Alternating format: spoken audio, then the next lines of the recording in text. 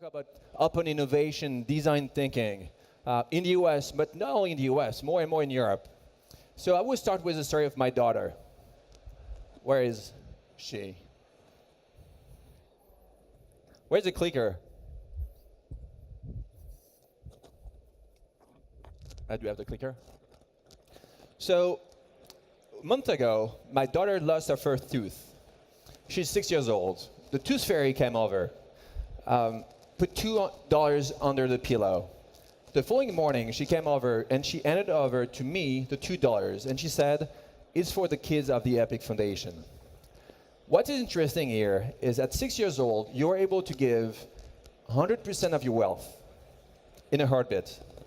Everything she got was not to buy candies, but to help other kids around the world. So why, when we are 20, 30, 40 or more, it's so hard to give money away?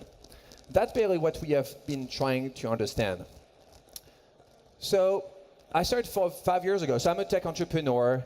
I made good money, or a lot of money, running startups in the last 20 years. Mobile, web, social media. And a few years ago, I knew I had to change and to switch to nonprofit. But I want to build an organization. I want to build a startup. I want to run a business, not just throwing money away. And I started doing what we all do when we start a business. And I can recognize a lot of friends here, entrepreneurs. Before starting anything, we do one thing. We do a market research. We travel, we spend time with people, we ask questions. And that's what I did. And I remember one of the first discussions I had with Matt Bannock, is the CEO of the Omidyar Network. And he asked me this very simple question, and I will ask you the same. What do you want to do? Why doing social good? And for me, it was very clear. I said, I'm an entrepreneur. I'm a doer. So I want to build schools. I want to dig wells. I want to do the work. And then he told me something very interesting. Are you sure you are the only one who can do this? And then he made me realize that we have defect for sure, but you and me, we have great qualities. How can we use this to do good?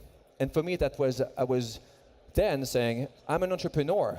I know how to run businesses. I know how to convince people. I hope it will work today as well.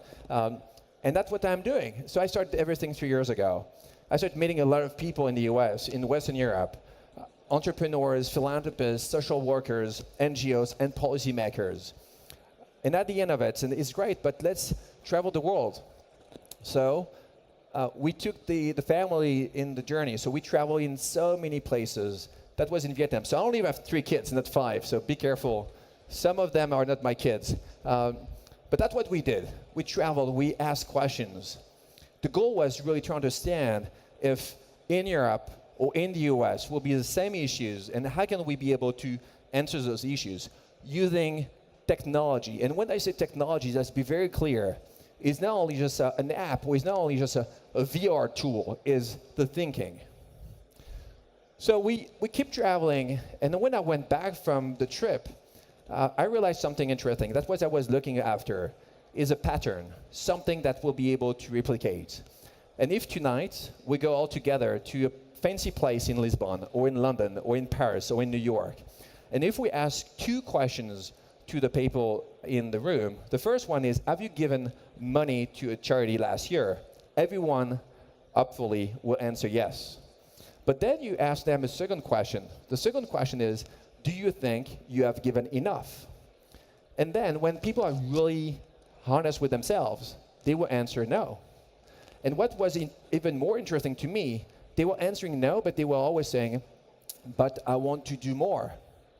And that's very interesting. So I asked them, what's wrong with you? You have the power, you have the money, you have the big heart. You know that the world is in trouble. Why you don't do more? And always 3 reasons. One is the knowledge. So for example, if you care about cancer, leukemia, whatever, in Lisbon or in Paris or in New York, you have thousands of organizations doing the same work. So which one you would choose? Which one you will pick? And when you have too many choices, it's always the same. You will procrastinate. You will just say, I will do it tomorrow. And the day after, you will say, I will do it just when I will be retired. Second one is no time. I'm sure just know, and thank you again for being there, but we have no time. We have families, friends, jobs, so it's very hard to do something when we have no time. And the third one is the trust. In Portugal, but it's the same everywhere, you had scandals in the last 10 years. An organization, a social organization, would it badly.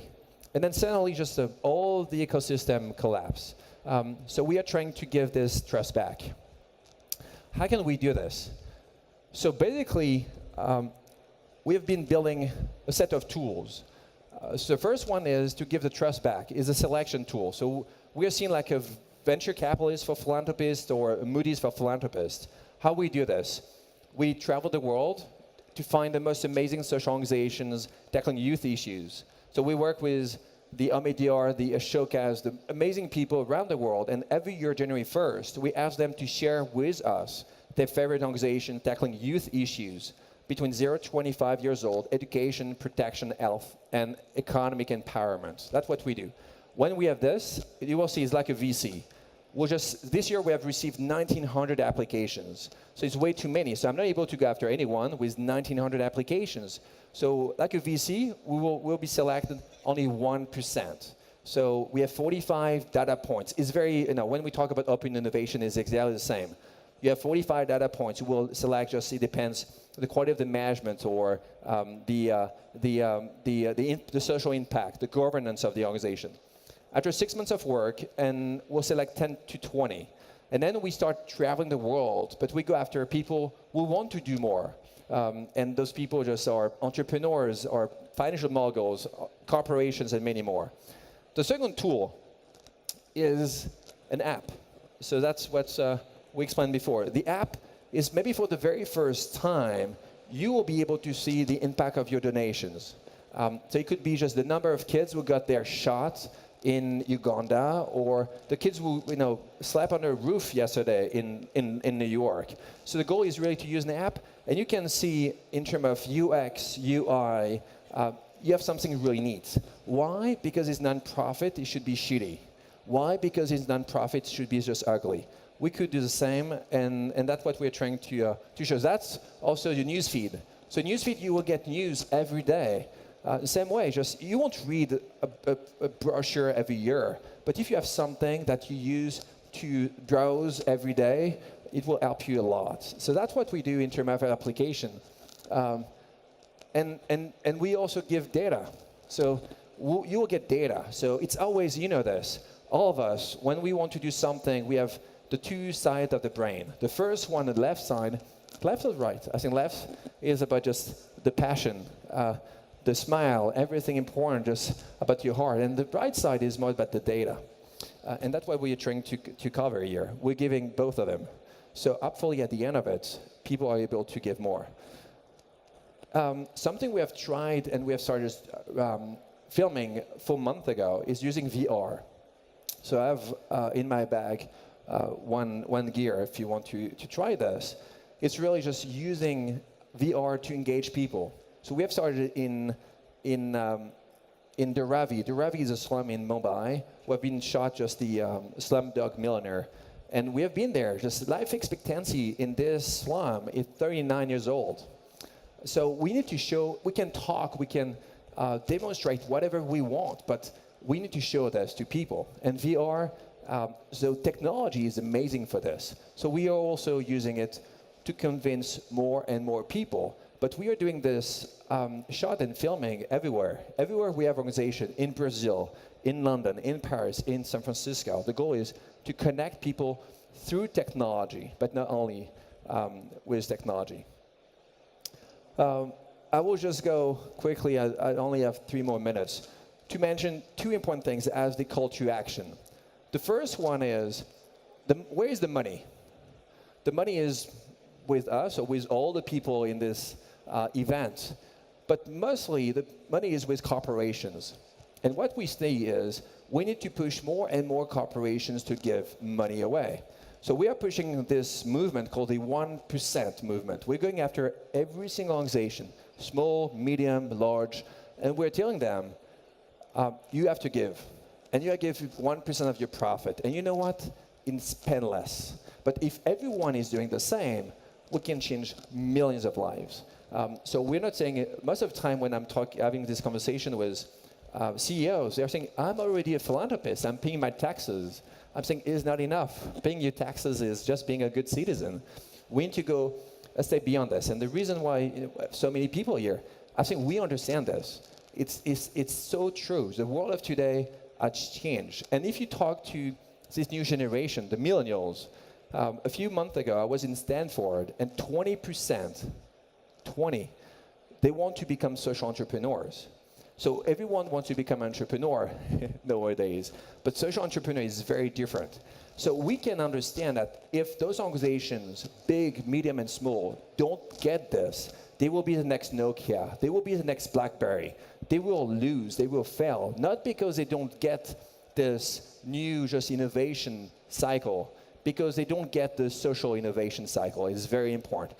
And that's something else, because here I know some entrepreneurs don't make profit yet, right? It takes time to make profit. So what we are doing is we have this pledge with the Founders Good out of London, and it's a 2% pledge. So we go after many entrepreneurs, and we're saying, if you want to be part of it, and if you don't make money yet, pledge 2% of your shares. Pledging 2% of the shares won't cost anything now, because valuation could be zero, so 2% of zero is still zero, if I'm good in math. But it's more to show something to your employees. It's more to show something to your families. It's more to show something to the society. So that's what we see more and more coming. We see that it's our duty as a civil society to do way more. We can only wait that governments, local, national, can do everything. It's not true. Even in states, like Portugal or just Western Europe, where we have welfare state, it doesn't work well enough because they don't have enough budget. So it's our duty to do more.